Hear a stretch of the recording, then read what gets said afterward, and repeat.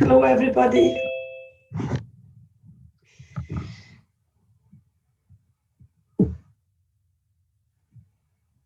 Just admitting everyone before we start.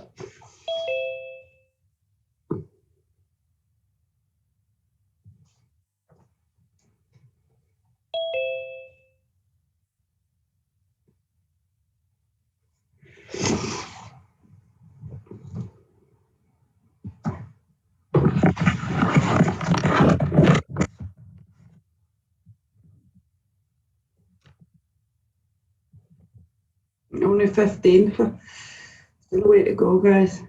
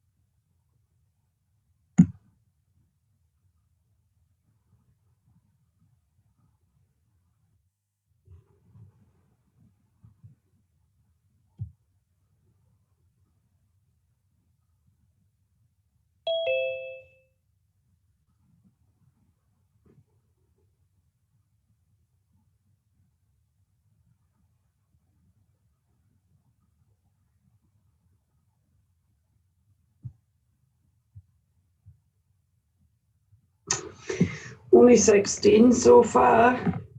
You're slow this morning.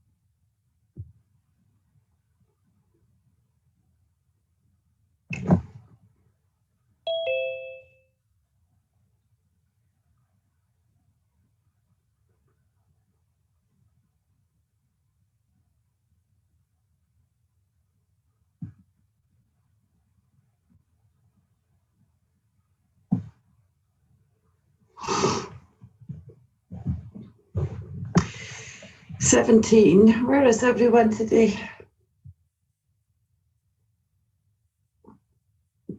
It's the last lecture and they're not here.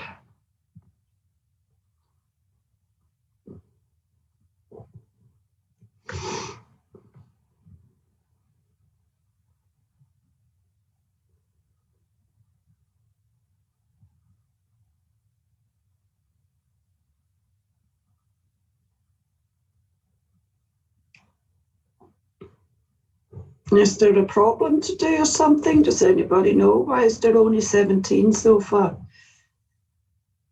Normally there's a lot more of you this time.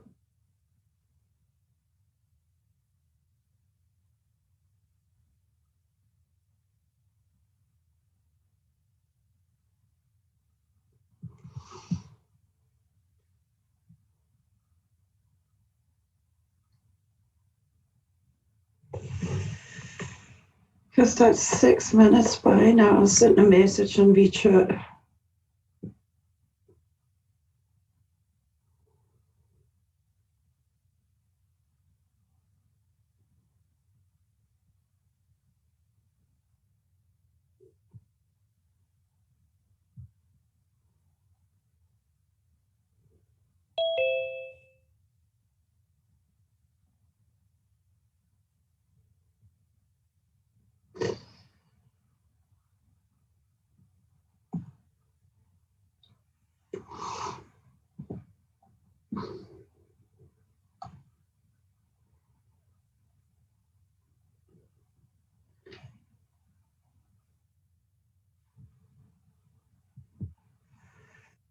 Oh, okay, more coming now.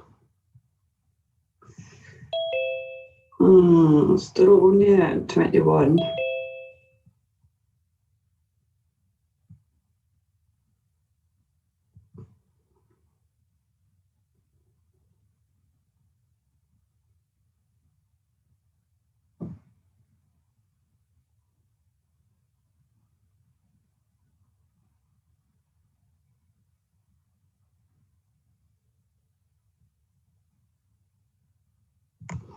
Okay, I'm just going to slowly start. And I'll take a note of who's here today, because I don't think that's, that's so far only 22, and that's not even half of the class. So I will pass that on, because I don't really think that's good enough. I think there should be many more of you. So I'm going to share my screen now, and we are going to finish off the human genome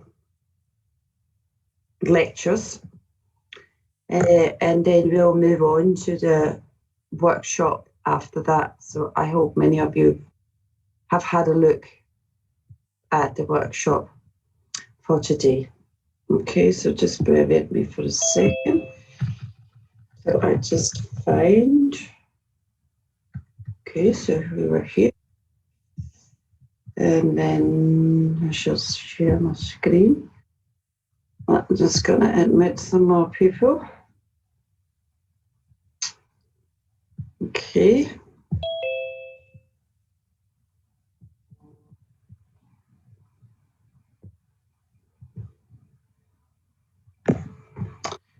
Okay, and let's get that onto slideshow.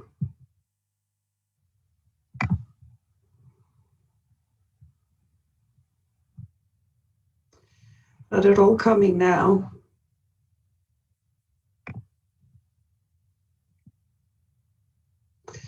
Just give it a second, because there seems to be a lot of people which are joining now.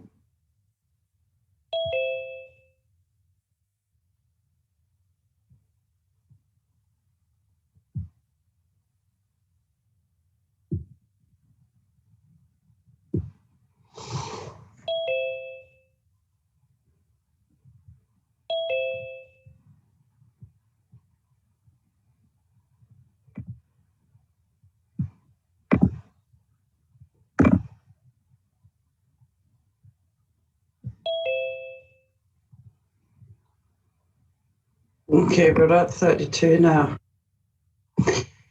Another one.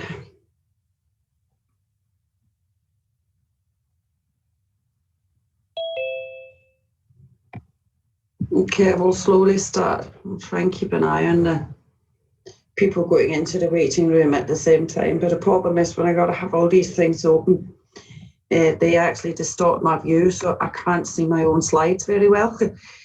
And I'm afraid I need my slides, otherwise I don't remember what I need to say. Okay, so let's move on. So we're going to start off. So obviously you will remember from yesterday that what we are talking about today is what was the information that was gained from the Human Genome Project actually used for. So the second one, you'll remember there was a list of 7 or 8 different things we were going to look at, and we're on the second one. So the second one is comparative genomics and evolution. Oh, wait a minute. There we go. So obviously, following on from the Human Genome Project, and also during the Human Genome Project, many species genomes have now been sequenced. So people joining, wait a minute. There we go.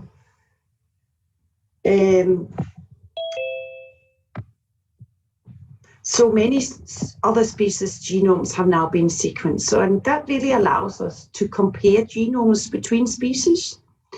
And therefore, it is possible on that basis to determine how we relate to each other. So how different species relate to each other through evolution. You probably recall that we did speak about some of this in first year.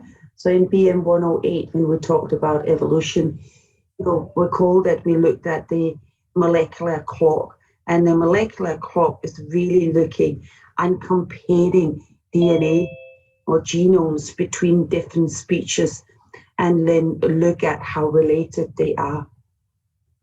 And also, when in the distant past did they diverge from each other? So you all know that we diverged from the chimpanzee.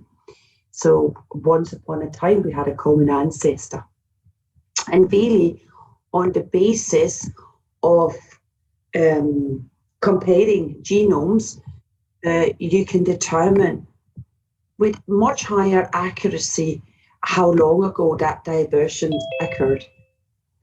So it really gives us an understanding of the changes, the evolutionary changes that has occurred in genes and proteins over time.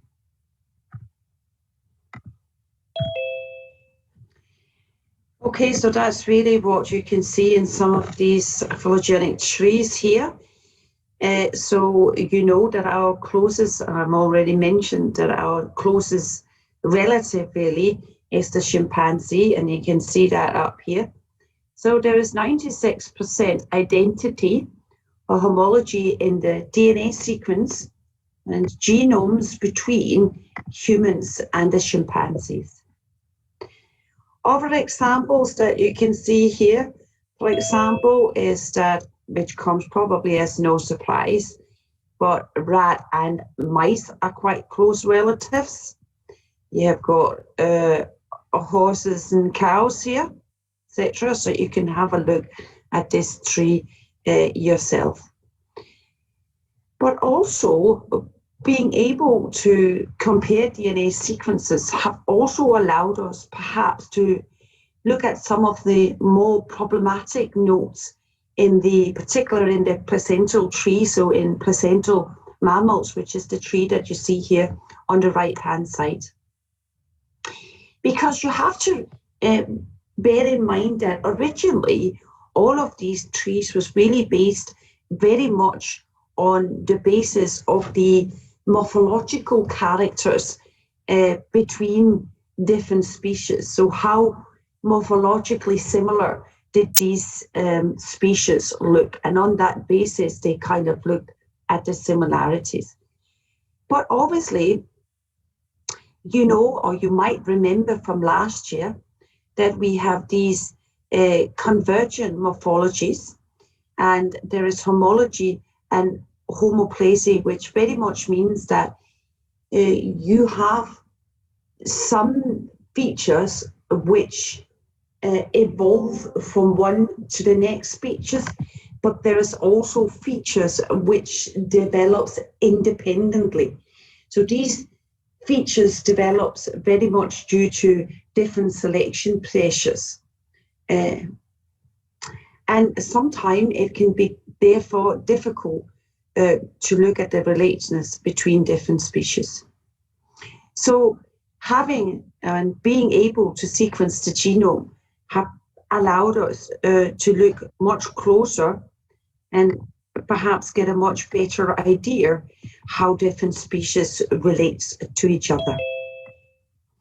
And now in terms of extinct animals, molecular data obviously is very difficult to obtain from animals which are extinct. So in order to be able to compare genomes, you will of course need a DNA sample. And if you can't get that, well, then you can't really do that comparison. But what is also interesting with the chimpanzee is that based on molecular data, it's thought that we had a common ancestor 5 to 6 million years ago. Previous to having these genomic data, it was actually thought that it occurred a lot earlier, so 8 to 9 million years ago. But based on molecular data, it's now thought that it's much more recent. So approximately 5 to 6 million years ago, we had a common ancestor, and that is when we started to diverge and branch out from the chimpanzee. There we go. Okay, so you have seen some of this before. So it's just really showing you the genomic tree. The genomic sizes. So there's different sizes from different organisms. And I've already highlighted previously that humans have about 20 to 25,000 genes, which is very similar to what is actually found in the mustard plant. So we can very much say that an organism's complexity is not really directly proportional to the number of genes which is present in its genome. And it's also not directly proportional to the genome size. So you can obviously see here that mammalian do have a larger genome size than many of these other species which are shown here.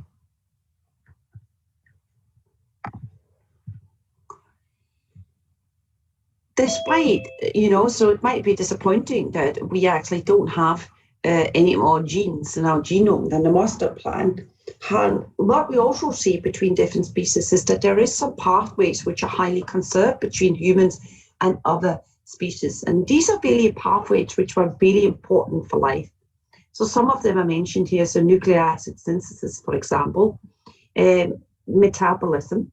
So obviously hugely important in all types of other species of life. And then there's different regulatory molecules and protein transport and chaperones, which are conserved very much between human and other species. But the take-home message here really is that these pathways which are conserved tend to be pathways which are really important for life. Okay, so metabolism is obviously really important for life. Nucleic acid synthesis obviously is very important for life.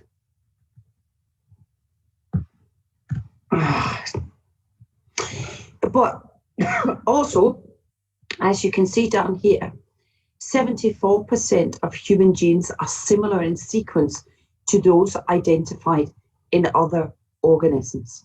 So that's quite a high similarity. So where did the differences really come in? So higher organisms, such as us, seem to have particular expansion in protein and family domains which are involved in immune function, in intracellular signaling, apoptosis, as you can see here, neural function is another one. You can read this list yourself. And you can see that olfaction here is in brackets, and that's actually because olfaction is an area where we human have lost function compared to a lot of other mammals. But there is 50 genes, approximately 50 or more genes, which are specific to humans. Humans haven't really stopped evolving, something we'll talk a little bit about later on. There is an example of one of these specific genes here, so a gene called TBC1D3, which is a gene that's only found in humans. And it's involved in regulating growth factors, and it plays a significant role in RAS-mediated cancers.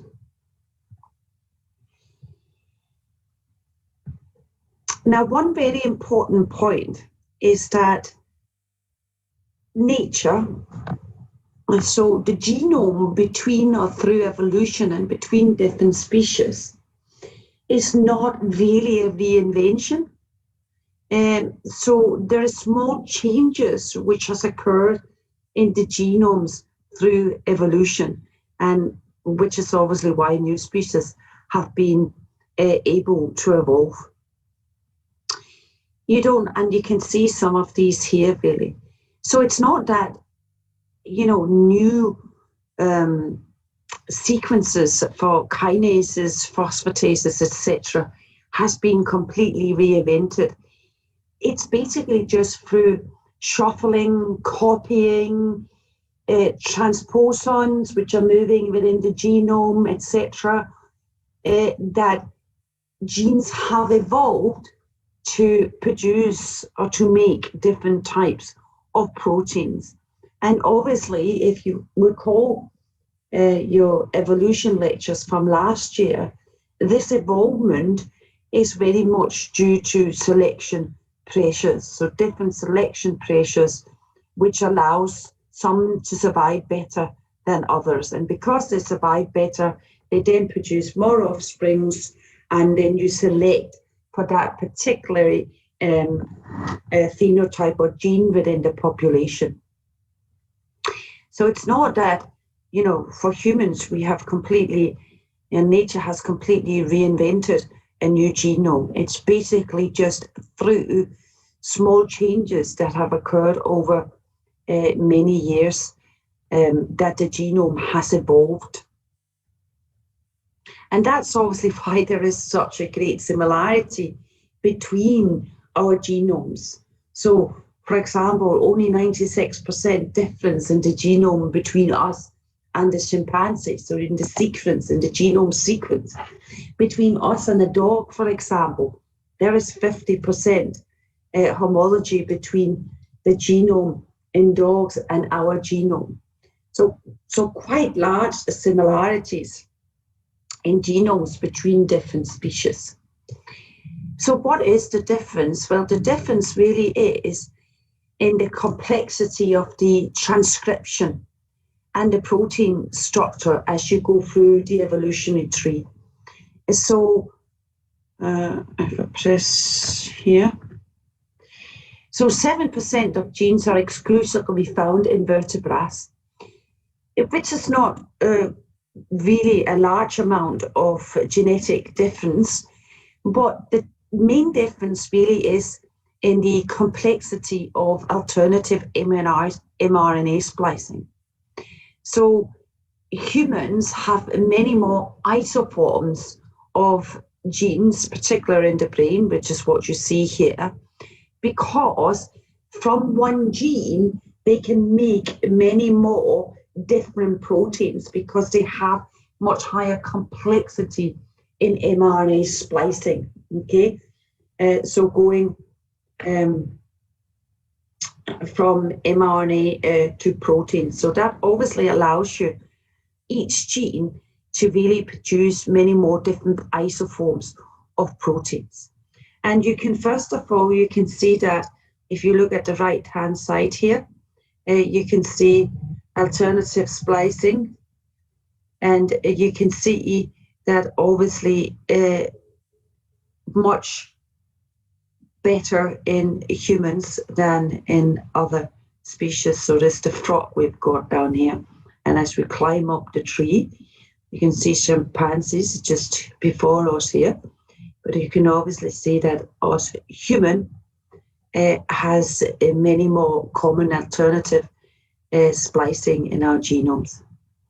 Now this one here on the left-hand side shows you, if you look at the blue one, it is actually the brain. It also shows you liver, kidney, heart, and testis, which is these different colors here. And then you've got different species along here, and also the time when we diverged. So when did these species diverge from human? So you can see 350 million years ago, we diverged from the frog. About 300 million years ago, divergent from the chicken, as you can see here. But what you can really see that has happened over time in the brain, so as more complex species have evolved, you can see that the brain has also become more complex, and that alternative splicing, complexity of alternative splicing has increased. And this one here is obviously in human. So that's human here, and that's the brain, is this color here. So you can really see through the evolutionary tree how that complexity is increasing. So basically just meaning that more protein isoforms can be made per gene. There are some important human-specific variants in gene sequences, and we're looking at one of them here. So here is a gene which is called FOXP2, and it's involved in human speech and language disorders. It is also thought to be critically involved in human-specific development of a language. So what you can really see in these sequences here, highlighted in yellow, so we have got different sequences of this gene. We've got all the chimpanzees, the gorilla, the orangutan, etc. down here, and we've also got So people which are in the same genus as us, so the Neanderthals and the Denisovians, etc., which are people that once upon a time we lived together with on Earth, and we actually also bred. So there's clear evidence in DNA of crossbreeding between modern humans, Neanderthals, and modern humans and these Denisovians. But what you can see here is so highlighted in yellow here, you can see a sequence different or a specific variant in the gene sequence in human. And it is thought that these two amino acid changes between chimps and humans, Neanderthals and Denisovians, is what really has allowed speech to occur. Now, whether that is the only gene and the only reason really remains to be known, but that's the thoughts anyway. Now, humans have also lost sequences. So, for example, genes which are involved in smell, so olfactory genes. So, you know, your olfactory bulb is up here at the top of your nose, and they're involved in smell. And what you can see, so in red here, you can see the functional genes, the functional olfactory genes. And you can see that humans only have got 396. And as you move up here, this is increasing. So rat and mice, for example, has over 1,000. The elephant has got nearly 2,000. And this is really thought very much to be due to humans developing better eyesight than many of these other species. So they're not relying on smell as much. They're much more reliant on eyesight. And that's really why we, through evolution, has lost some of these olfactory genes, which obviously makes complete sense. Okay, so we're moving on to number 3 here. So genetic variation between humans. So we see genetic variation at the genomic scale.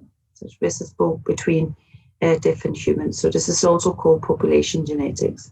So I've already said this. So 99.9% of humans are the same. There's only 0.1% of our genome which differs. You know that in the public plus the private sequencing project, 10 different chromosomes were sequenced, so 10 different, well, 5 different genomes were sequenced.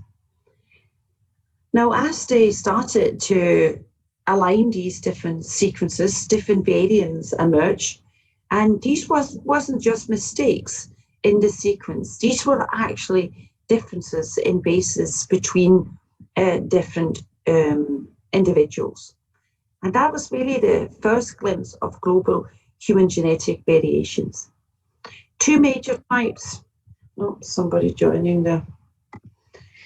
So 2 major types particularly emerged, and that was single nucleotide polymorphism, so the SNPs, as we spoke about, and copy number variants. So these were really not that well known before the Human Genome Project.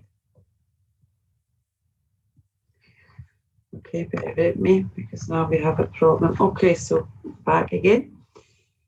So on the basis of the Human Genome Project, and because they discovered that there was all these differences in these single nucleotide polymorphisms between human, a next big project that started was called the HaploMap Project. And in the HapMap project, they started sequencing, so they sequenced many more humans, and they started looking at the differences in these single nucleotide polymorphisms across different people. And that obviously was possible because of the technology that very much had been developed during the Human Genome Sequencing Project, because you're now able to much quicker, so much more rapid, and a much larger scale to identify differences and to first of all sequence different people's genome and then identify the difference between them. Because to identify the difference between them obviously also requires a lot of bioinformatics, so computer programming and powers to actually make sense of this huge or enormous amount of information that you retrieve by sequencing different people's genomes. Anyway, so in this project, they created this database, so you can go and have a look. You can see the link is here if you're interested.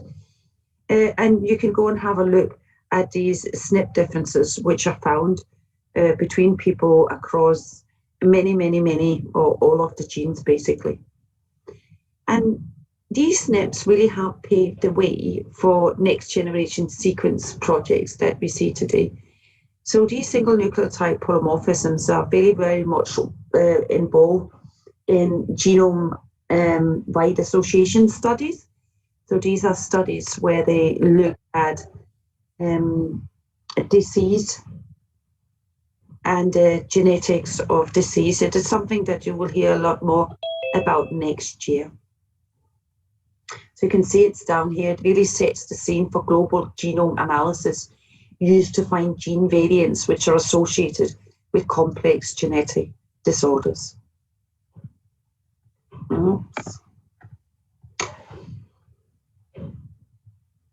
Okay, so I've already very much said this. So first of all, what they really had to do in this HapMap project is that they had to sequence the genome from a large number of individuals. And then you obviously compare them, and you can then see where these single nucleotide polymorphisms occurs between individuals, but also between loci in the genome. And so it's called the HapMap project. Very big project, international, which aimed to develop a haplotype map. So we're going to talk a bit about haplotype again. We've already spoke a little bit about haplotypes in one of the previous lectures. So the second lecture, I think it was, where we spoke about how, when we talked about the genetic maps, remember we spoke about how they looked at homologous recombination between some of these genetic markers, because that obviously allows them to see how closely linked these markers are on the DNA sequence that they're looking at or in the genome. So genetic linkage studies, it's called, you'll remember that, the genetic linkage study where we are looking at, so in that case, we didn't look at the single nucleotide polymorphisms, but what they did was they looked at mini and macrosatellites. Okay, so you remember the mini and macrosatellites, and they looked at how these mini and macrosatellites changed through generations, and that was really to determine where or in how close proximity these markers were, because greater distance between them, greater likelihood of getting homologous recombination between these. So really, it's this exact same principle that they're using here, but they are using single nucleotide polymorphisms. And what they found on this basis, you will see in just a minute. But so what they do is they look at finding the more common SNP variants in the population around the world. So they, as you can see here, looked at 270 people in total from different regions in the world. So we have got Nigeria, so Africa, Asia, and Utah. So Utah covers Northern and Western European ancestry. More recently, they were increased the number of individuals, so that now got data from 1,301 individuals across the world. So here is what we call a HapMap, okay?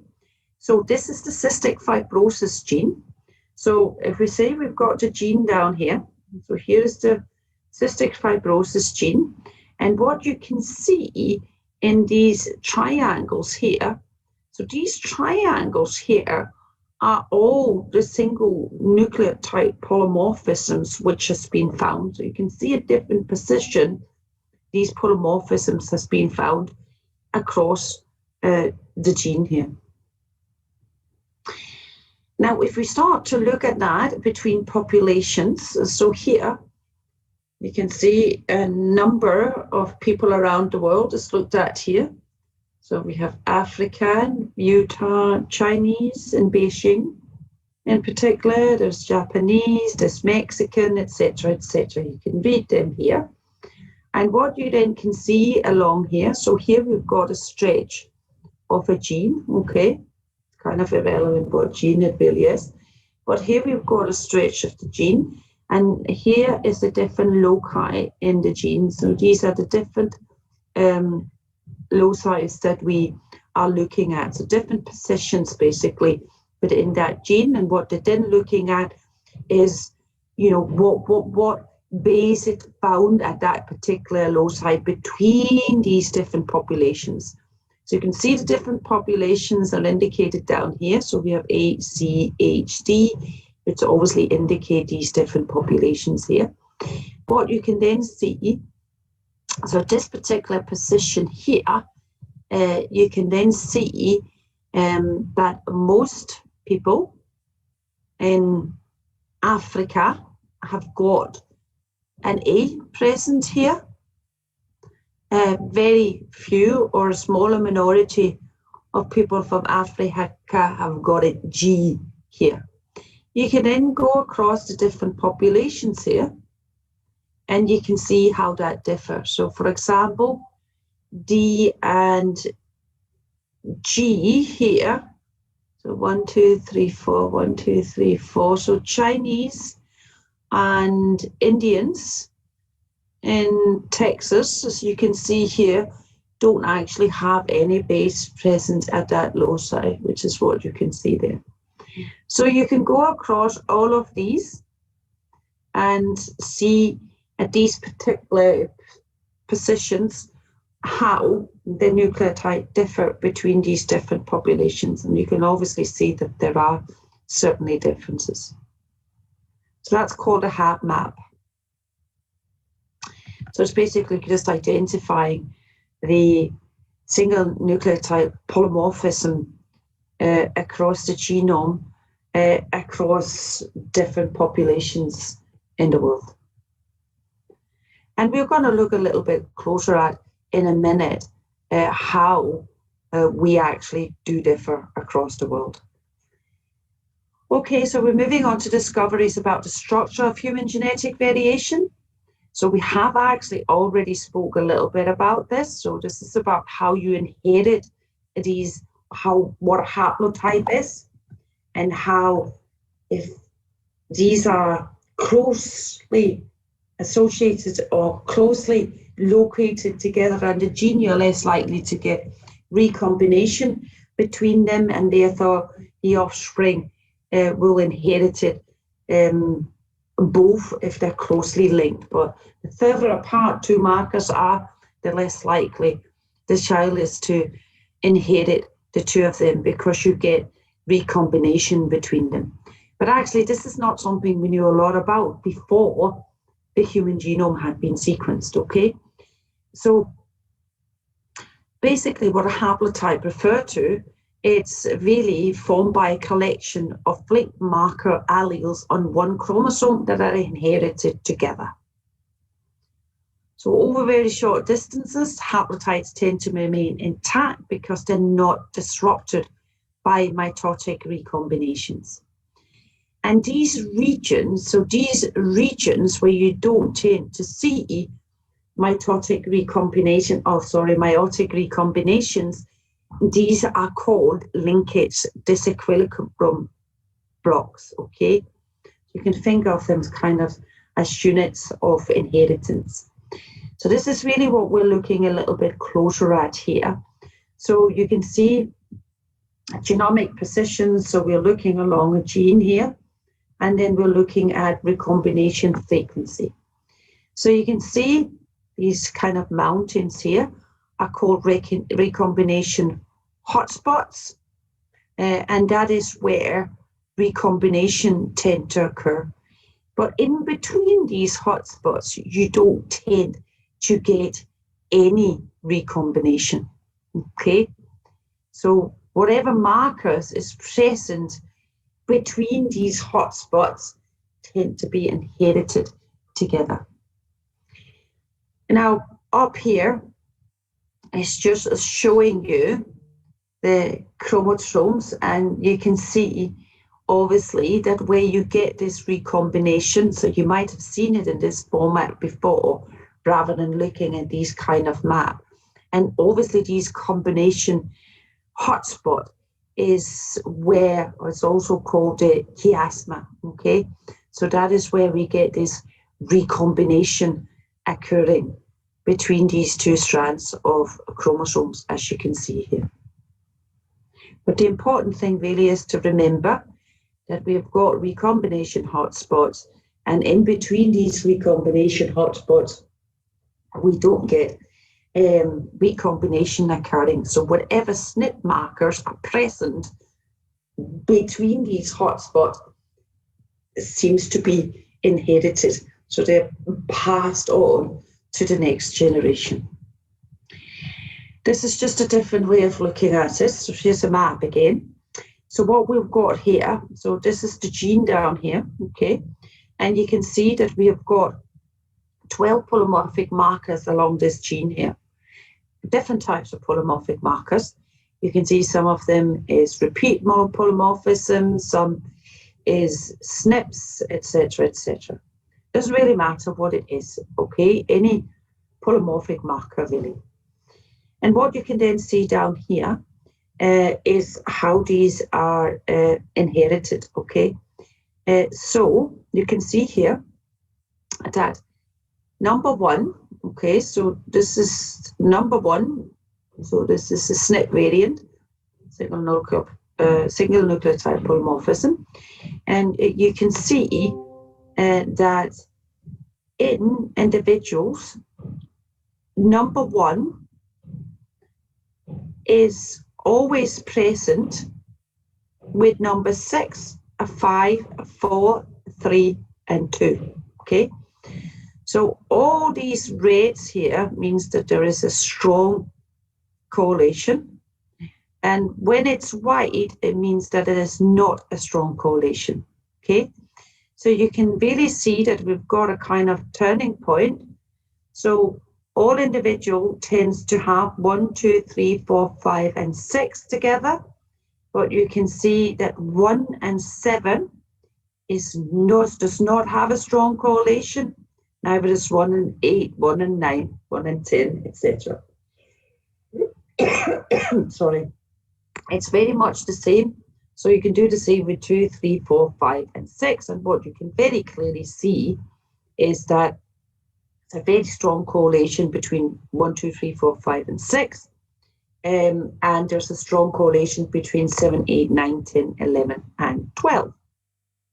Okay, so that would suggest that we really have a recombination hotspot.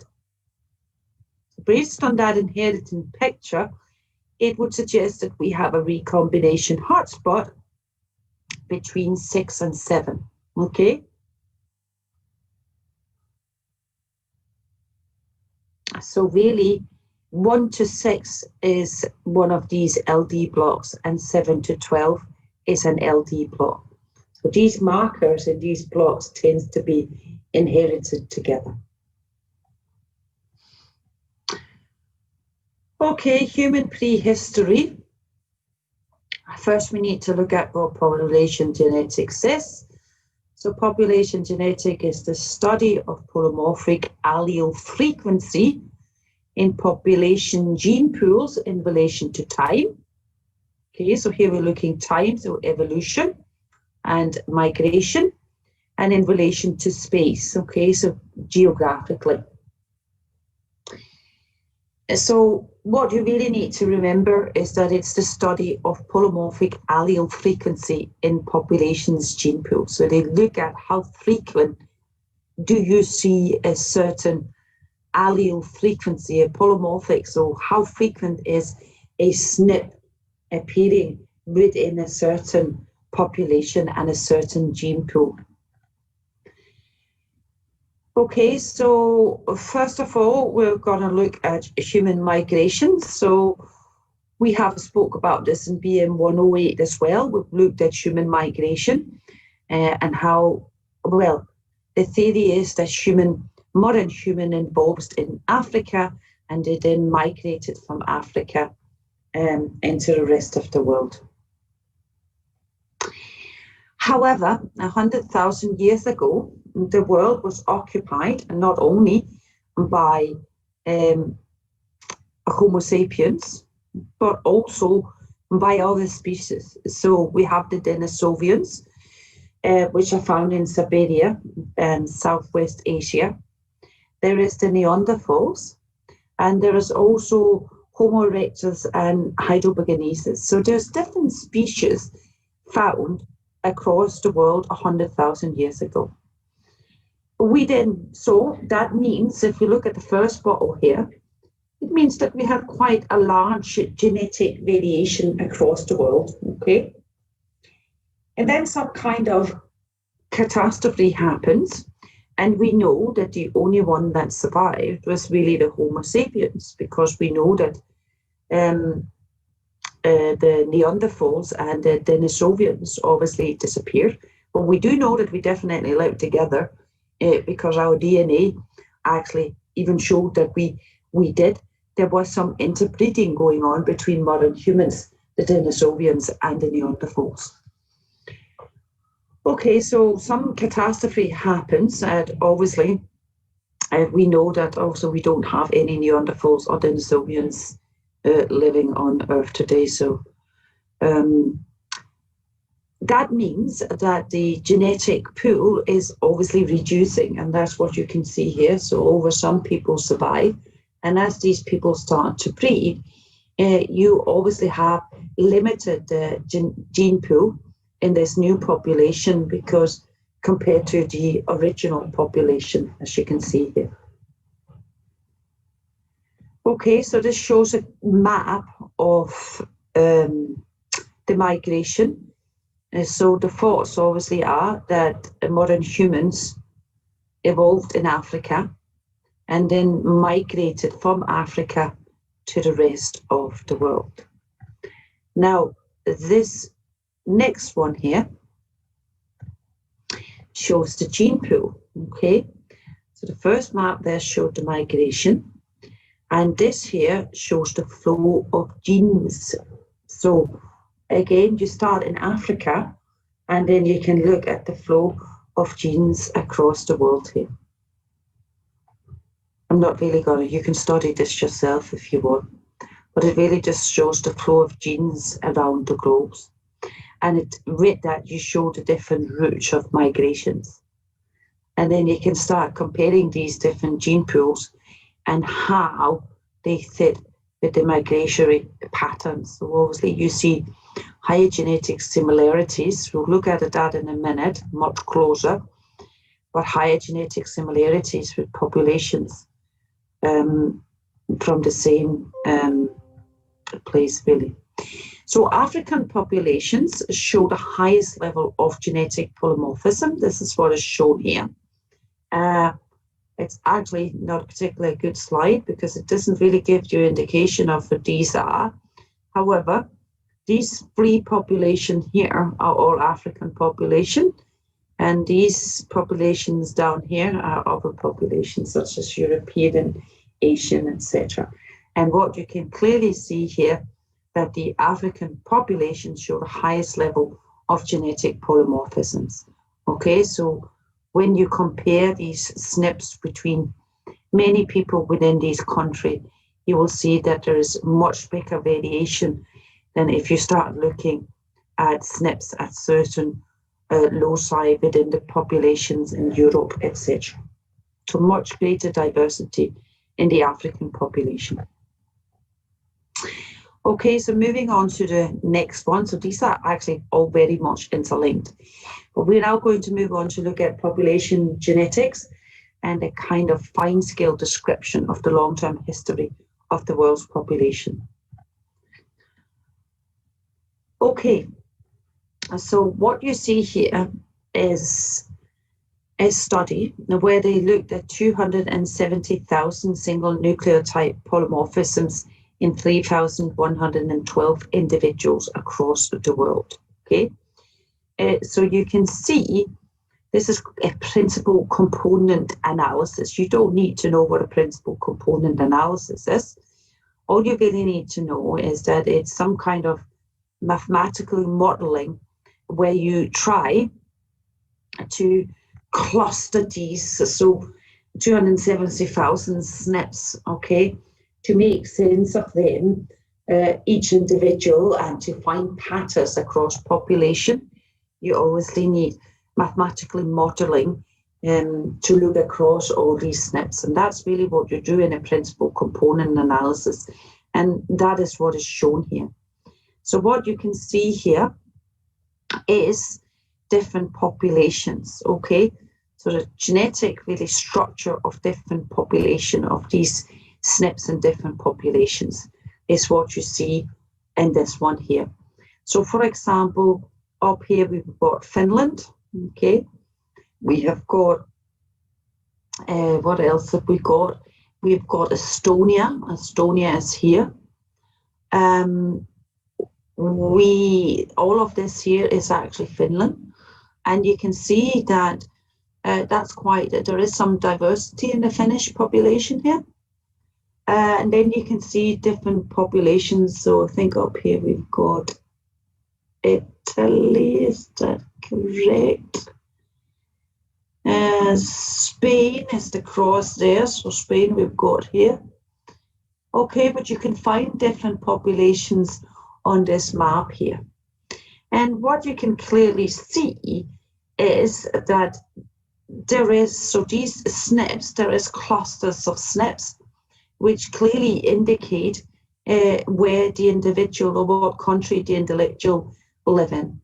So for example, you can see, so this is actually, sorry, where's my, this is Italy up here. I've eventually found it down. It's southern Italy actually. But you can see that the SNP variation in people in southern Italy is slightly different to the people here, for example, which is people in Russia, okay? So these are people in Russia, the green ones here. So you can see that there's greater variation between Russians and southern Italy than, for example, there is between Spanish people and southern Italy, okay?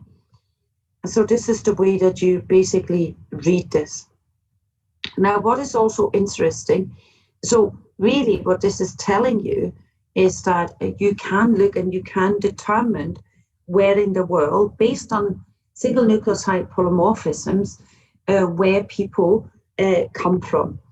And actually, if you go back and you start comparing this with the migration map that you just saw in the previous slide, so if you start comparing those two, you can also see that based on the migration, you can also start and finding patterns between similarities in these polymorphic SNPs that they're looking at here. Now, what is also interesting is that they look closer at Estonia. So these are the people that you see here. These are Estonian people. So Estonia is quite a small country. It doesn't have any geographical barrier. And it's only got a population of 1 million.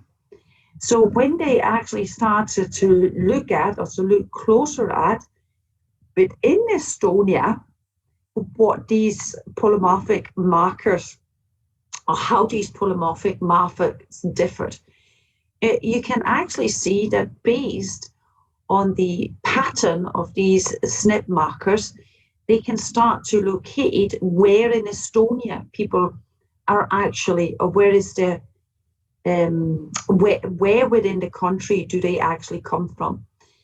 Because you can start correlating these with the SNP genes. So you can see that it's all colored here, okay? So these different colors are different regions. And you can actually see that on the basis of these SNPs, you can actually start to group or determine where people actually come from within Estonia. So really quite powerful tool for population genetics, these SNP markers. Okay, so we're going to look at genetic evidence for historical evolution in the population. So what we're going to look at first is very much whether genome variations, so whether variations in the human genome reveals any short-term evolutionary pressures on these haplotypes. Now it's kind of illustrated here, and all you really need to look out for is to see whether there is haplotypes that doesn't change very much. So you look for regions which has a very low genetic variation, okay? So regions which doesn't really haplotypes that doesn't change much over time, okay? Because that means that these have been positively selected for. And also the increase in the frequency within a population, okay, because they're being selected for through generations.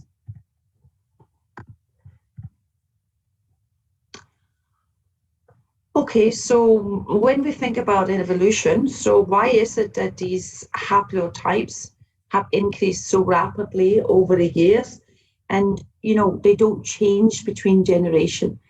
And that is because they contain some advantageous gene variants. So selections from environment, for example, could be obvious selection pressures, means that they provide an increased fitness.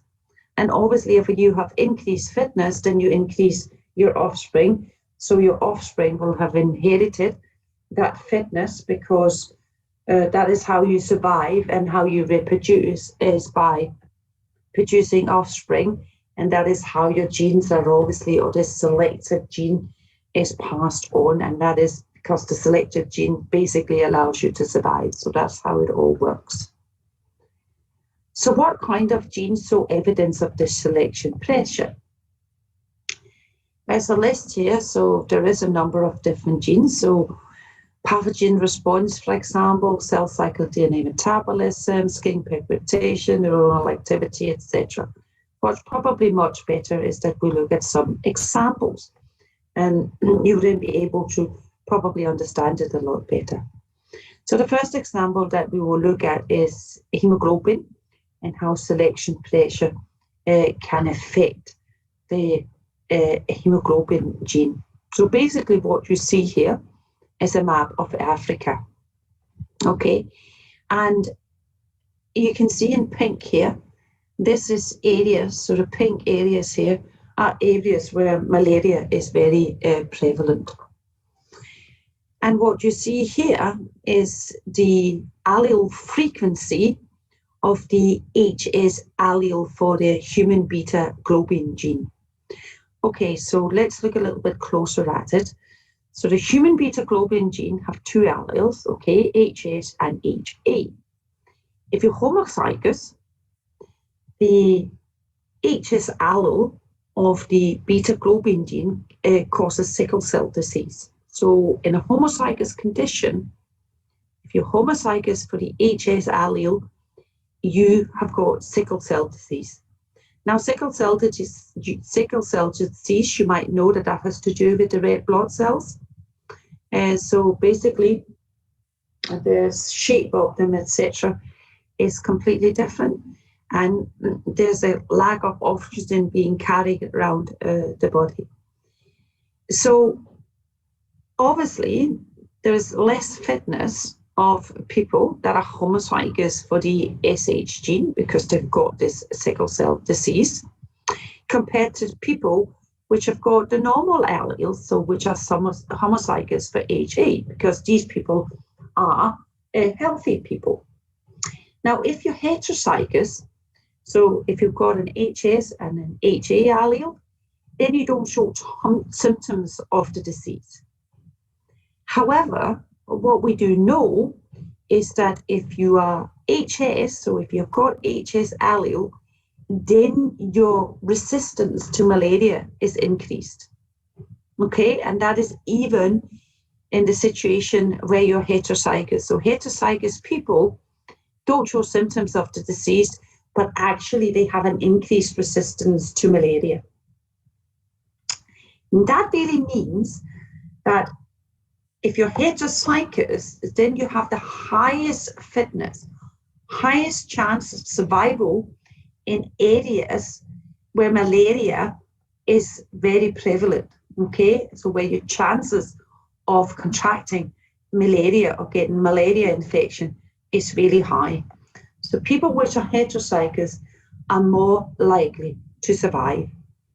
And that's really also, therefore, what you can see in the map up here is that what has happened is because of that selection pressure, so because of your chance of survival being higher, if you're heterozygous in areas where malaria is common, you can see that the frequency of the HS allele has increased, okay?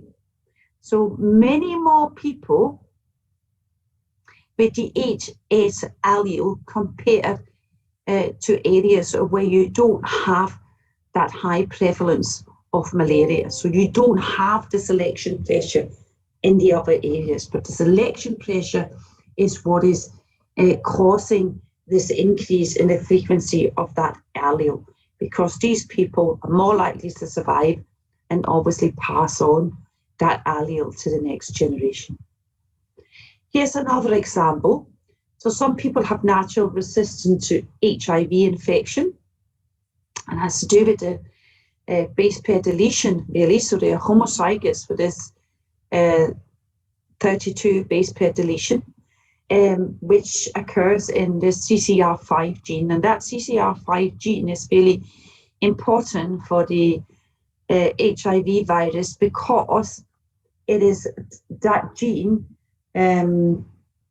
codes for a receptor, and the virus uses that receptor together with another to enter into cells. Okay, so it's really to do with the ability of the virus to enter the cells. So because of that mutation, it's more difficult for the virus to enter the cell.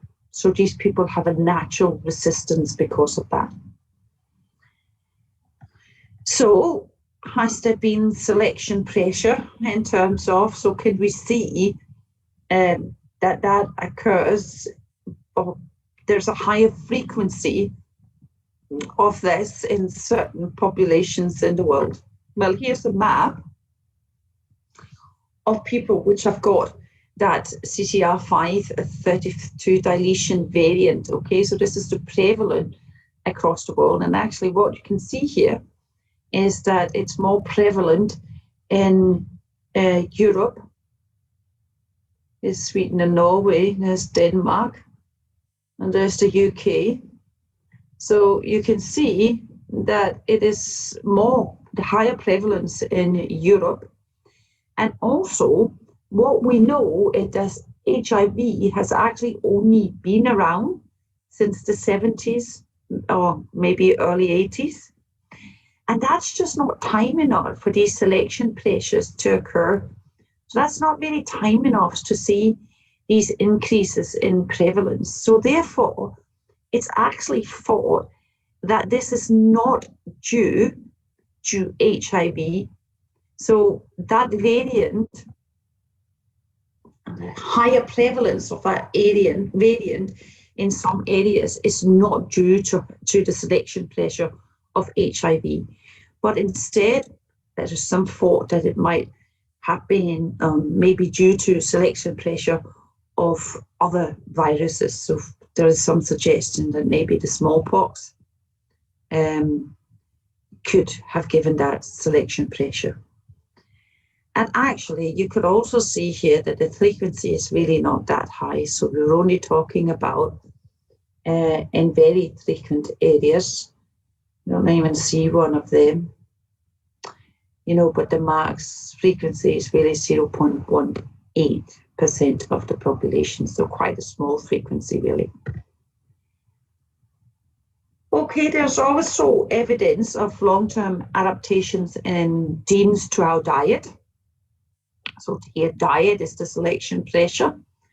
And here we are looking at amylase, so copies of AMY1, which makes the amylase enzyme, codes for the amylase enzyme. And amylase is in saliva, and it's responsible for breaking down starch into monosaccharides. And the number of copies of the AMY1 gene is really very closely correlated with the concentration of amylase in your saliva. So the more copies you've got of your gene, of that particular gene, then the more of this enzyme you've got in saliva, and the better you are at breaking down really starchy diets. And you can see here high starch, low starch diets. So red is low starch, high starch diets is the grey one, and you can see as the starch is increasing, the copy number is increasing. Okay, so more people here with a high copy number with starchy diet than with low starch diet. So selection pressure here is diet, and you can see how that then leads to an adaptation in the genome so that you're better able to digest that diet. Okay, so the very last bit here is population genetic and optical medical treatment. So this might very well be something that you've already heard about, but pharmacokinetics and genetics plays some role today, and no doubt will play a much, much bigger role in the future in determining the outcome of drug treatments. So individual variation and how people respond to certain drug treatments is very often mediated by genetic differences. So there's different factors which are under genetic control. I know that you've heard a lot about cytochrome P450 already, so I'm not going to talk a lot about that. But obviously drug metabolism, genetics has a huge impact on drug metabolism. And in fact, there is an awful lot of work going on at the moment, which is looking at specifically cytochrome P450 and how that determines the metabolism of many drugs, because there is some suggestion, or there is some people which are suggesting that basically every individual, for every single individual, we should look at the individual's genetics before we prescribe them any drugs. Because there's a lot of drugs which are prescribed that actually has no effect on the individual. And there's a lot of drugs which are prescribed in too low a dose or too high a dose, because the dose is very much determined by obviously the metabolism of the drug. And that comes down to the genetic of the individual. So there's a huge argument for at the moment that we should perform genetic profiling of people before we prescribe them anything. And it could save the government a lot of money. Of course, we have free prescriptions. It could save the government a lot of money here to actually get that genetic profile so that people don't get prescribed drugs which are absolutely useless, or perhaps drugs which are not in a high enough concentration to actually have the effect that you want them to have. Other factors under genetic control is excretion through the kidneys of drugs. Also, the sensitivity to drugs can depend on the target. So this is very much but you know anything about cancer treatments, for example, you will have heard that personalized medicine, as we call it now, is very big in the cancer field, and that is basically based on genetic profiling of the tumor.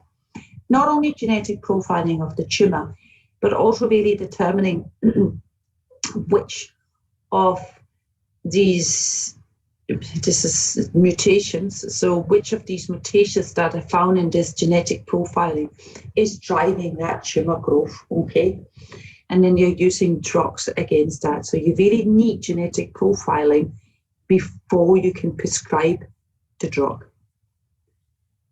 because otherwise you're not sensitive to that particular drug. Toxicity and side effects. So genetics has obviously a huge effect on the toxicity and side effects of drugs as well. And then I've already kind of mentioned disease mutation type. Okay, so the mutation type for that particular disease can have a huge effect on how you respond to a drug. So for example, lung cancer tumors which have got mutations in the epidermal growth factor receptor are much more likely to respond to tyrosine kinase inhibitors against the epidermal growth factor receptor compared to tumors which doesn't have that mutation, but still perhaps have an upregulation of the epidermal growth factor receptor. But it's the mutation in this case which is really important, because it's been shown that that mutation is really very important in driving that tumor growth. While in the other scenario, there's other factors which is also important in driving that tumor growth. Okay, so really, if we have a person's genetic makeup, that obviously allows us to tailor different therapies to the individual's genotype, which means that we can prescribe medication much more effectively to the individual. Not only the type of medication necessarily, but also very much perhaps the dose that would be beneficial for that particular patient. So doses may be overdosed or obviously underdosed to have the desirable effect. But your genomics or your genetic makeup could really very much tell us a lot about which drugs the individual would respond well to and what doses to administer to the individual. Not only in terms of having efficacy against whatever it is that you're prescribing for, so the disease, but also very much in terms of managing the side effects of that particular drug. Okay, so if you're overdosing, you don't need to overdose, you're also more likely to get side effects from these drugs. So it's called personalized or stratified medicine. So personalized and stratified medicine is really involves looking at a patient's genetic makeup to determine what you should prescribe that patient. So what would be the outcome of that prescription, both in terms of efficacy, whatever disease type you're treating, but certainly also in terms of adverse reactions.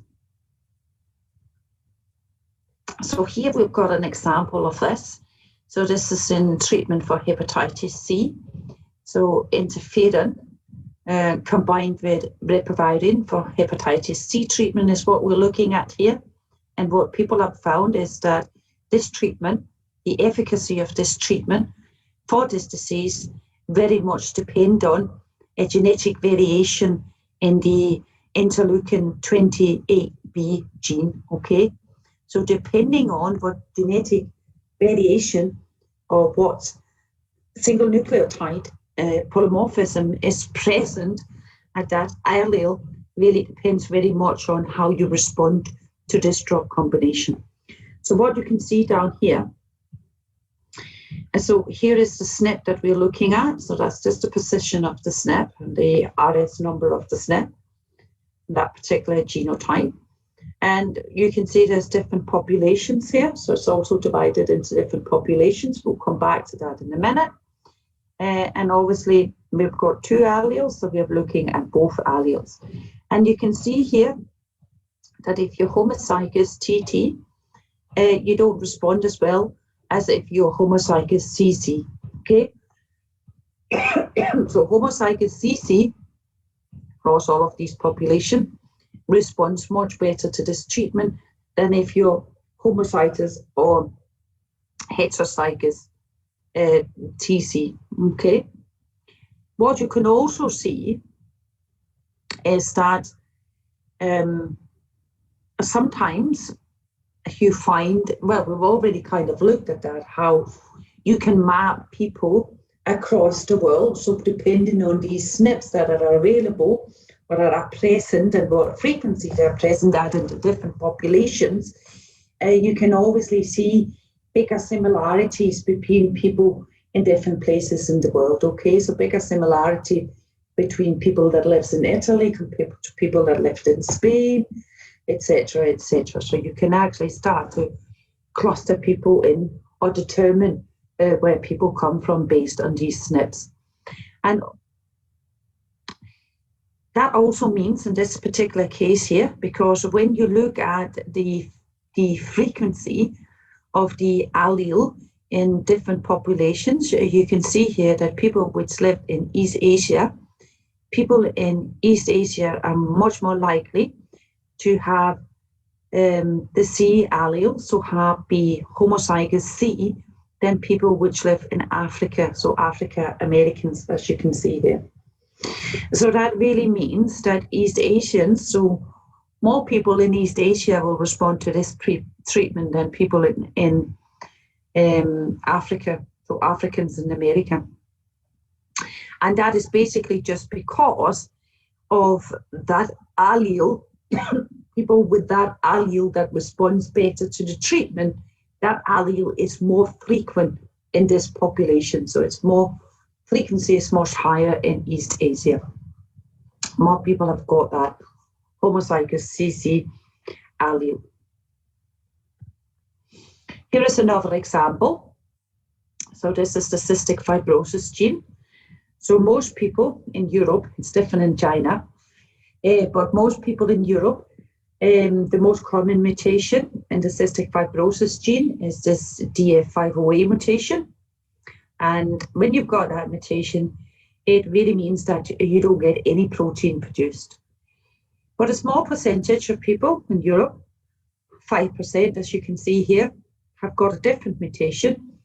It's a G551D mutation, so a nucleotide at this position, which is substituted.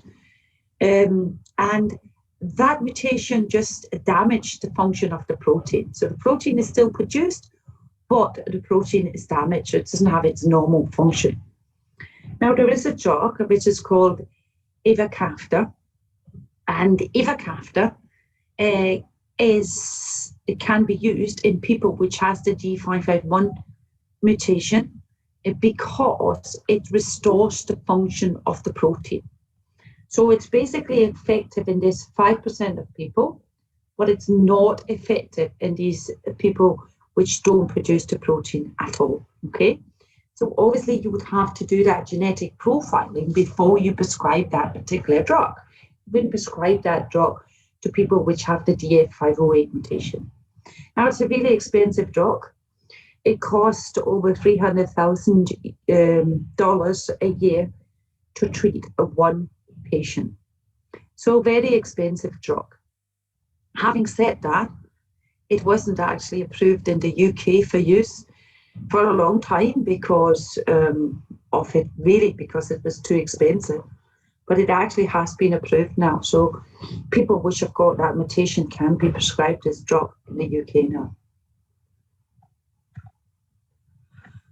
Here is another example. So here's an antibiotic, flucloxacillin. Okay, so 8.5 in 100,000 that uses this antibiotic get some very serious liver reactions, which is called drug-induced liver injury. Okay, and it's been found that the people which get this reaction, so these 8.5 people in 100,000 that uses this antibiotic, it has been found that they get that reaction because they have got this single nucleotide polymorphism, which people that don't react don't have, okay? So you can see here that that SNP marker is very significantly associated with the drug-induced liver injury. Now, it's also been found that this SNP marker here is in complete linkage with linkage disequilibrium with HLA B5701 immune cell surface protein. So it's really thought that it's something to do with the immune system. So something to do with that surface protein that is causing this drug-induced liver injury, is what has been suggested. However, the take-home message here really is that because of this association with this particular SNP marker here, you could basically use that. So you could do genetic testing and you could use the SNP marker as a marker for whether the individual should be prescribed this antibiotic or not. Okay, so you obviously wouldn't prescribe it if that SNP marker is present in the individual. Okay, so there are even newer technologies which are now driving current population genetics. So what we have looked at up till now is what we call common polymorphisms. So these are polymorphisms which are found, in many people. But there are also some rare variants and mutations that might be very important to understand disease. And this figure here is really just showing you that sequencing has highlighted the difference between all common variants and newer rare geographically mistration restricted variants. So it's really just showing you that, so common variants, the ones that we have looked at, these are variants which are really found all across the world. So different populations, or in many populations and different continents across the world. But there is some more private mutations, so rarer mutations, and not only rarer, but also private mutations. So private mutations are mutations which are almost private to individual families, etc. And it's thought that these more private mutations or rarer mutations might give us some more insight into disease and geographically migration, etc. So there's a huge effort really at the moment trying to determine some of these rarer variations which are found in populations and across populations. Here is just really some of the projects which are ongoing. So many projects which are using sequencing, looking at these different variants, whether they're rare or whether they're common, and how these associate with diseases, etc. So we'll talk a lot more about that next year, how these different variants associate and how you use them for genome-wide association studies and looking at diseases and how to correlate with different diseases. Okay, so the last one here is really something that you can think about yourself. So do you think that the Human Genome Project is really a waste of time and money? So a huge amount of money was spent on the Human Genome Project. And some people, so this guy here, Stephen Rose, who is a professor at the Open University, he thought it was a waste of time, really, because he said that they said this was the greatest achievement since landing a man on the moon, said Stephen.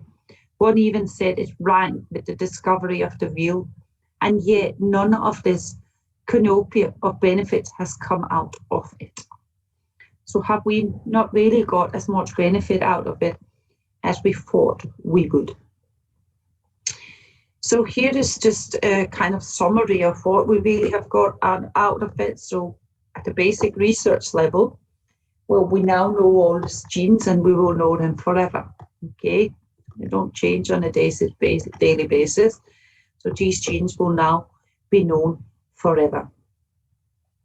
And all this information, so all this genetic information is available on the internet, right? So anyone, including you or anybody else who's interested in, who think they might have a solution to a genetic disease, for example, or whatever it might be, can go and find some of this information on the internet. Obviously, bioinformatics is extremely important because the information that you get from these studies, so the information that you get from the human genome is obviously vast, a lot of information, and you really need bioinformatics in order to make some kind of sense out of it. A lot of the equipment, reagent, and material is now commercially available to exploit the information in the research setting. Okay, so one of the things really is that sequencing is much faster. So you can sequence a whole human genome within a couple of days now compared to years before. And so much faster, but also it has got a lot cheaper. So initially, obviously, it was a very expensive thing to do, and many research institutes didn't really have those facilities to do it, the expense of it. But really, the price has come down significantly, and most research institutes really have these facilities available now. So really, there shouldn't really be any excuse. Most people should be genome-wide studies rather than looking at specific genes in the genome. Medical advances. So have we really seen the kind of medical advances that we expected to see? Well, you have to remember, it is only, in the beginning of the 2000s, so it is only about 20 years ago since we got the sequence.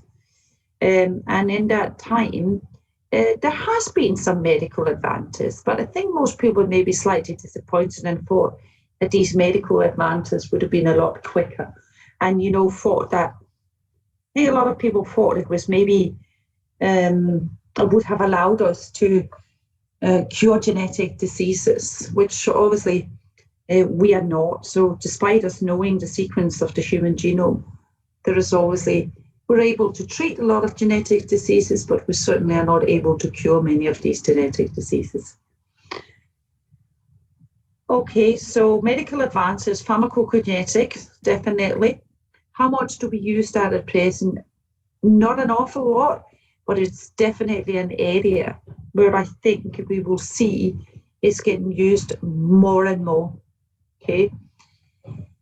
Genome-wide genetic stuff really offers the best hope of cracking complex genetic disorders such as cancer, mental illness, type 2 diabetes, etc., etc. The problem, though, is with genome-wide association studies in many of these diseases is that particularly cancer and mental illness is really, they consist of so many components that finding that one component which is going to cure them is really quite difficult, because there's typically many components to these diseases, and also these complex genetic disorders does not consist entirely of a genetic component. There is many environmental components to these diseases, which makes them actually really, really difficult to cure. Also, transcriptomics and proteomics obviously is quite common now. And so we're possible to identify disease state biomarkers, consequences of drug actions and of illness, etc. So these are common techniques. We've got the methods, we've got the technology, etc. Again, it's becoming a lot cheaper to do it, which obviously makes a huge difference because it means it becomes more common to do it. Also, diagnostic tests for simple and complex disorders. So we've got many more diagnostic tests available now than we ever had before, really based on our knowledge of the genome. And, cancer is a particularly good example because cancer is probably one of the diseases where what we call personalized medicine or stratified medicine, it has increased hugely over the last 10 years or so, okay? And there is many personalized drugs which are now prescribed to patients very much on the basis of doing some genomic testing, some cancer genomic testing on the patient before they prescribe that particular drug. Huge array, and every year, many more drugs are getting approved for this kind of treatment. So this is just a summary of lecture 1 and a summary of lecture 2. So I'm really just going to let you have a look at them yourself. And then we're going to move on to the workshop. So have you all looked at the workshop? No? You need to answer me now. So can you type in the chat, please? Who looked at the workshop?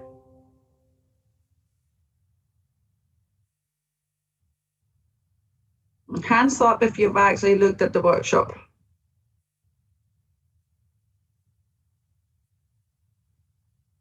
Hello, are you actually there?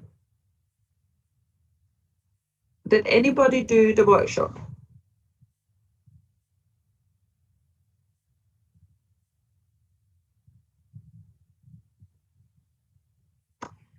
So in the workshop, you were giving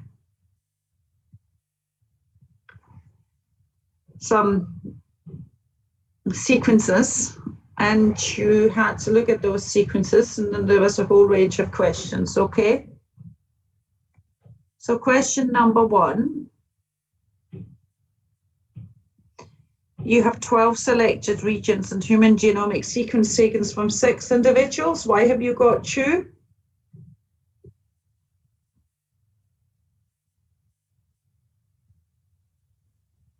Anybody going to answer me?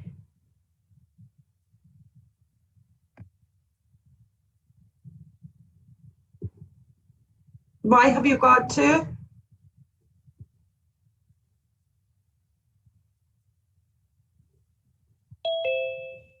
And I'm just going to sit here until somebody says why you would have 2.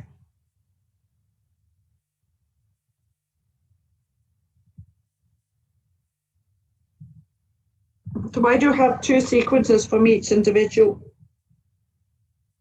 It's a very easy question. Very, very easy question.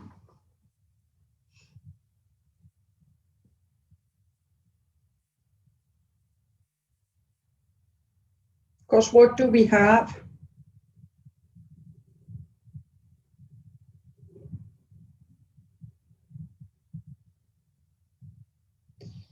We have what?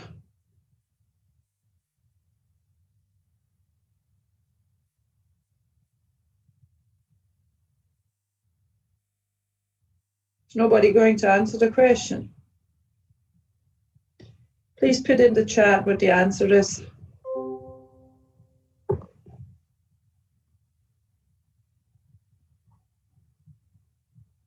Because we have 2 copies of every gene.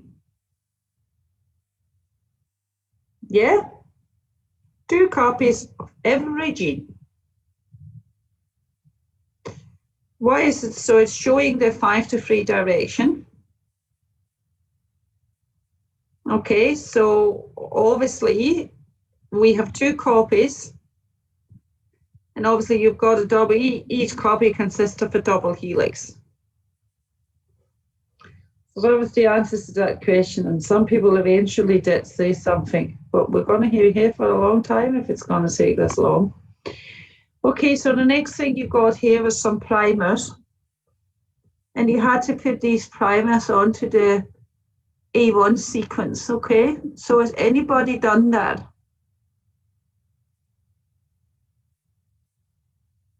Could anybody show me the DNA sequence and where these primers fits onto that sequence?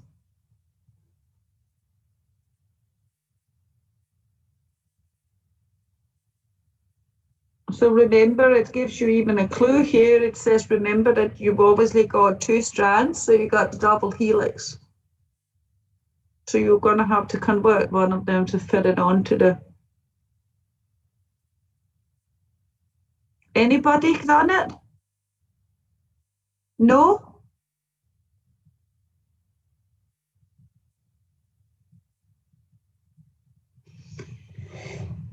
Right, somebody has done it. So, oh, good, someone has done it. So, do you want to share the screen? Han Wen Chang, could you share your screen so I can see? Is that okay? So I'm going to stop sharing now. And then you can open up yours and show us where these primer fits onto the sequence.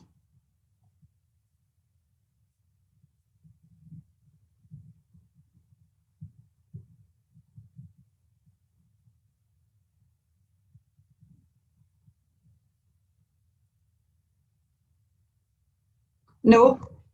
Okay, I can see we're going to be here for a very long time because nobody wants to say or speak or do anything, which is not really the idea. So a workshop very much is the idea that you should have done the homework and you should then be able to show me what you have got, because this is something that you have to do to learn what's going on, okay? And then you need to tell me rather than me telling you. But since nobody has done it, I'm just very quickly going to go through it, okay? But not in great detail, and you will need to look at it yourself, really. Okay, so really what you can see here is the primer. So the primer has been highlighted in green here. And you have to remember, you got the clue already. Remember the direction the primer goes in. And also remember that obviously you have two primers, you've got the complementary strand. So you really need one of the primers goes into different directions. So you need to look at you need to translate it into the complementary one, okay? Now what you also see here, so let me see what was the other questions. You have to look at the restriction enzymes. So ECOR1, where does it cut in the sequence? So you have to look at all your sequences. I've just looked at the first sequence here for you. So can you spot and can you mark where the restriction sites are? It's question 2. Question 3 is to spot whether there is a symbol sequence repeat. Now I'm only going to look at the first strand here, because you should really have done it. And what you obviously can see here, so highlighted in yellow, that's the restriction sites, okay? So these are the restriction sites. You can obviously see that here. So they are highlighted in yellow. And a simple, what was the other one? Sequence repeat. So a sequence repeat you can obviously see in red here. So CAT, CAT, CAT, CAT, CAT is repeated a number of times here. You can count them yourself.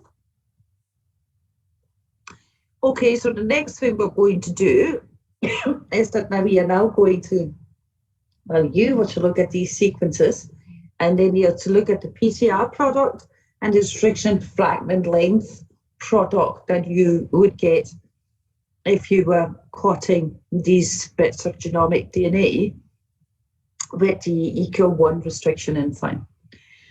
Has anybody done that? And have you got any patterns that you could show me? Or that you would like to talk about? Show the class what you've got.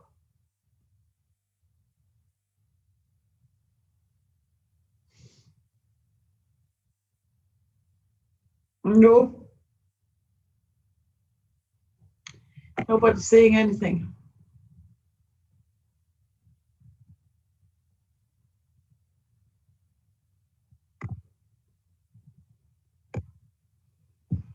Can't find my chat. There's my chat.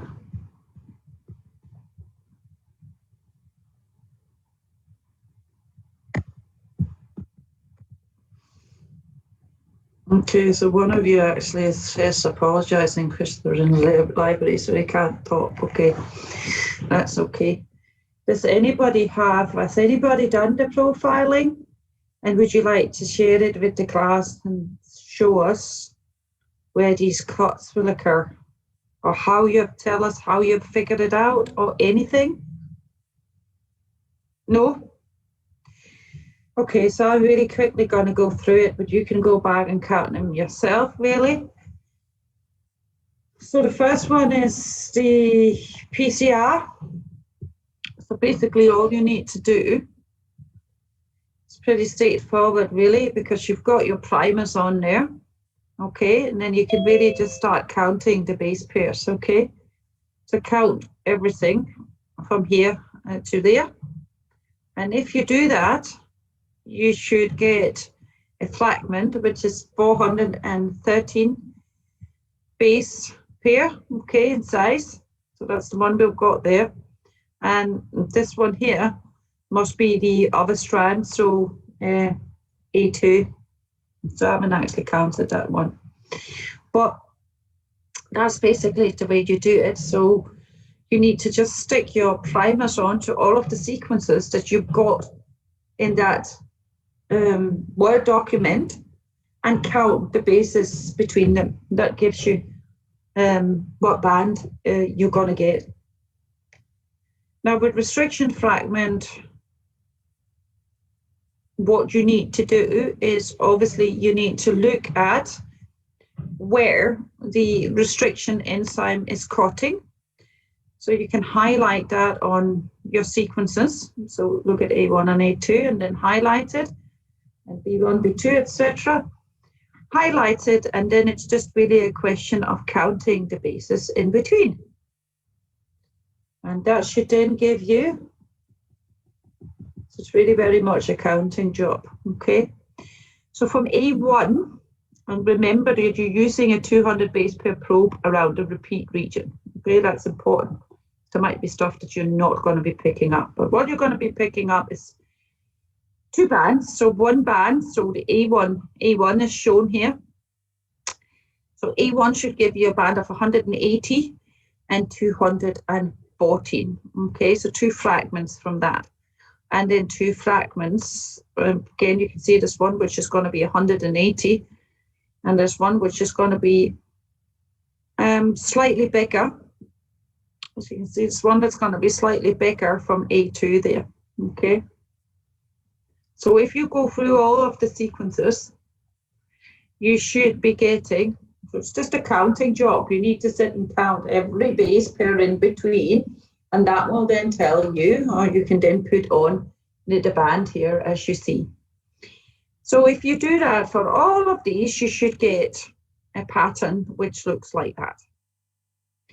Now, on the basis of that pattern, so, but obviously if you haven't done it, but maybe you'll be able to answer this question anyway.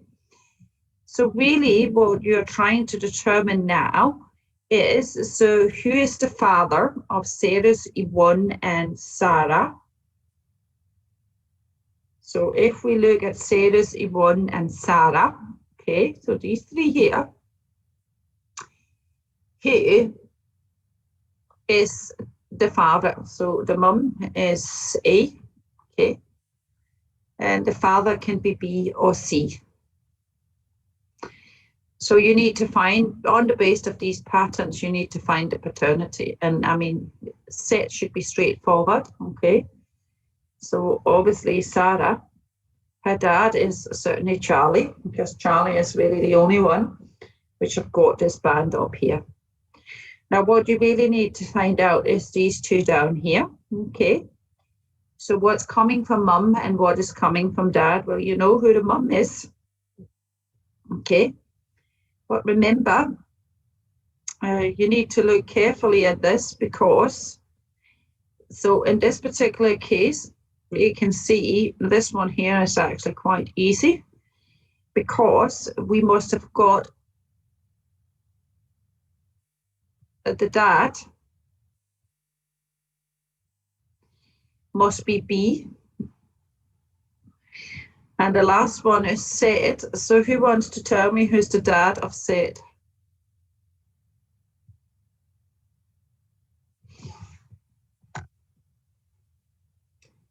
Who is the dad, oh sorry, of X?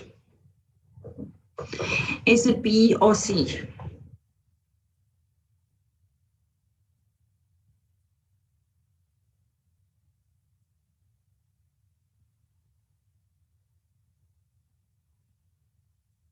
Who is it? Does nobody know? Well, somebody saying C. One is saying B. So the one who is saying C, why are you saying C? And the one who is saying B, why are you saying B? Do you want to explain it?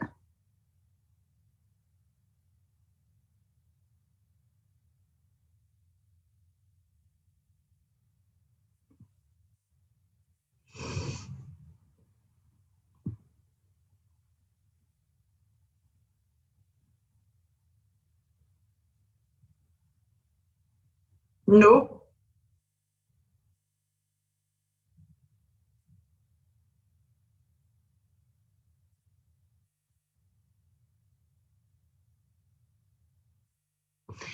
So I'm going to tell you that the dad can only be B.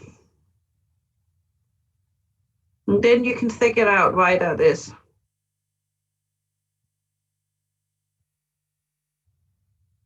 Because really what you need to do is you need to find all bands in mom and dad. So you can see this band here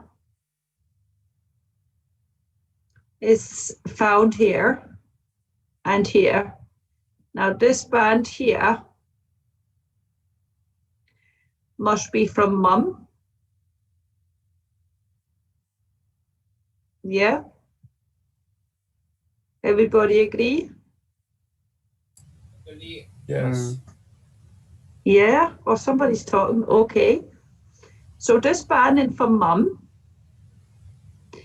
Who's this band from?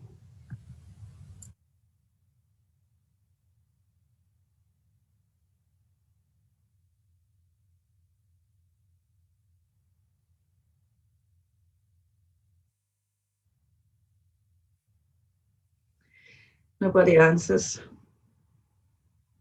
From B, yeah, that's correct. So it's from dad. And then we've got one down here from mum and dad. So really just need to find out where the bands are coming from. Now, obviously in some situations, so this one here is very easy because this band, the only way that you can get this band is from C. Okay, so C must be the dad. Mum doesn't have it. And B doesn't have it. So it must be coming from C. So that's really how you do it. So you just need to sit and figure out and exclude who it can be and who it can't be. Okay, so that's really the end of that workshop today. But what I really would encourage you is to go back and look at all of the sequences. Okay, so we just looked at one sequence today, but you should go through this exercise and all of the sequences which is in the Word document and get some practice in this. Okay. And really, as I say, the idea of the workshop is not really that I am doing it. The idea is that you really should be going through this so that we can pick up any mistakes or anything that you don't understand. But okay, so that's really the end of it. So this is the end of this block. I don't know, so all soft client teaching should now be finished for this block. The rest should be CPU teachers, if I'm correct. Sue has already gone through with you. You're used to MCQs, obviously. You've done that last year. Sue has gone through with you, I think, short answer questions to prepare you for your exams. So you should be okay with that. I know that the class test should really be quite straightforward. I'm expecting to see some very high marks in that because typically there is some very high marks in that. So you have plenty of time to do it, so you shouldn't have too many mistakes in it. So the deadline for that is the 24th, and I'll try and get them marked really as quickly as I can after your deadline. So probably within a week or so, I'm hoping to have those marks back to you, okay? So if there's nothing else, I would just want to say good luck with the exam. And hopefully I might see you in October. Who knows? If it's not October, I think it will definitely be the next one. I don't know where the world will be at in October. And considering I've not had my vaccination yet, and I haven't heard when I'm getting it, but hopefully it won't be too soon. Think maybe the end of the month, but I'm not sure when I'm getting it. And then you have to wait 3 months to get the second one. So it'll be a while before I'm completely, or I've finished my course. But hopefully, if I don't see you in October, hopefully I will see you in April next year. Okay? So I don't think I might in October. Oh, actually, I will be teaching you in October probably. So I will definitely see you in October. It might either be in the classroom or it will be on Zoom again. Okay? So see you all. Have a nice dinner. Bye. Bye.